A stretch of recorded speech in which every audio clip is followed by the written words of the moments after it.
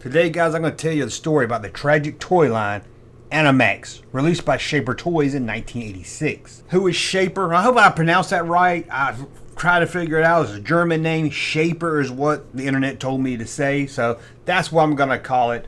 But what was this toy company? Well, they made a lot of games that you probably know today. They made Ants in the Pants, Don't Break the Ice. Oh, that was one of my personal favorites as a kid. And the classic Super Jock Time. Remember that? It was like a little plastic football guy. I think they made other ones from baseball and basketball. It was really cool. So as you can see, they made a lot of games and other little toys here and there. By 1986, they wanted to take on the action figure world. And they teamed up with Marvel Comics to release Animax.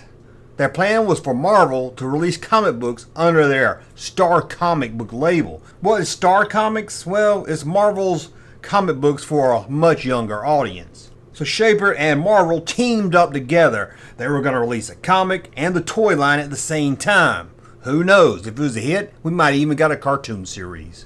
It seemed like a great plan, and by February 1986, Shaper wanted to make a big splash at that year's toy fair. One that would leave everyone talking about the upcoming toy line, Animax. And the display they put together, it was amazing to say the least. This setup was split into two zones. There was one side, the light side, had neon lights, where the road tamers would stand ready. And on the other side, the evil carnivores. The centerpiece was this large bridge of doom. Strobe lights would surround the bridge, and special effects smoke would pour all over the bridge and set. Life-size props would be there hanging on displays for the people coming by to see. And also there, on display, was actors dressed up like characters from the toy line. Or I guess characters from the comic. They stood ready to entertain the crowd. It was clear they knew they had a big hit on their hands, and they were happy everyone at Toy Fair was talking about this new action figure line. But behind the scenes, not all was going great for this toy company. Shaper was finding it hard to stay afloat in the 80s, mostly due to the changing toy landscape. Sure, they had a big hit in 1983 with Stompers. I'm sure many of you remember Stompers. I've done a whole video on these. It's a cool car line, and I'm sure many of you had it. But when it came to selling toys, they were being overlooked. Kids was buying Transformers, G.I. Joe, He-Man, and mostly action figures. Now there's no doubt about it. They had a huge, strong presence at Toy Fair. But behind the scenes, they were already in talks with Tyco Toys. And by in talks, you know what that means. They were trying to sell the company. Tyco didn't really care about anything else they had. Sure, buying up the toy line, they could get the classic games like Cooties. Who didn't love Cooties? But Tyco was more interested in picking up Stompers. If they picked up some other things along the way, that was just some extra money they could make. A few months after Toy Fair, it was official. Tyco now owned the company, and along with it, the Animax toy line that was shown off at Toy Fair. As it hit stores, Tyco was ready to start cutting out what they felt was waste from the old toy company. Sadly, Animax and their new Ghostbusters toy line was canceled, almost about the same time it hit the store. Now when I say Ghostbusters, I'm not talking about that movie with Bill Murray, and I'm not talking about that cartoon, The Real Ghostbusters, but I'm talking about the real Ghostbusters cartoon that came before the movie. Now Tyco, of course, would keep releasing Stompers until the early 90s, but they could never reach the high of sales that they did in the mid-80s. In 1987, a year after buying the toy company, they would release an action figure line called Dino Riders, which would be a successful toy line for about 3 years. And yes, Marvel did release comics based on this toy line, Animax. Only 4 issues would be released.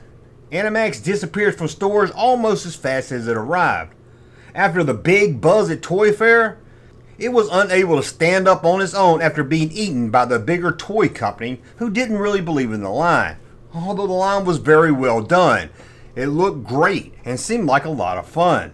2 of the toys shown off at Toy Fair was never released.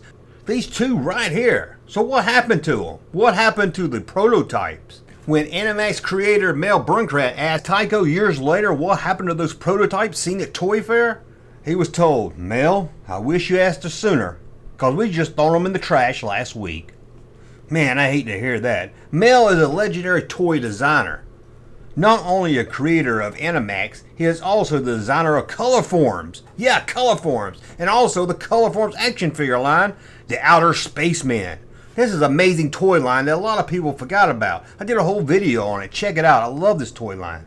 He would also be the man behind Little People, released in the 70s, and Galoo's Babyface dolls in the 90s. Mel is also a toy collector, and thankfully he was able to save a lot of the artwork and stuff from Animax, most of which you've seen here, and he talks about it on his amazing website. There he goes into more depth about the toy line, the 1986 Toy Fair. He tells you the backstory of the whole toy line, which I didn't go into here because I wanted you to head over to his website to check out more about it. I didn't want to spoil everything in this video. You have to check out his website. Any toy fan would love it. Anyway, that's the tragic story of Animax, the toy line we did get, but sadly most of us never even saw it at a store.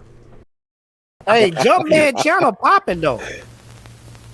Thank you, sir, for that unsolicited testimony.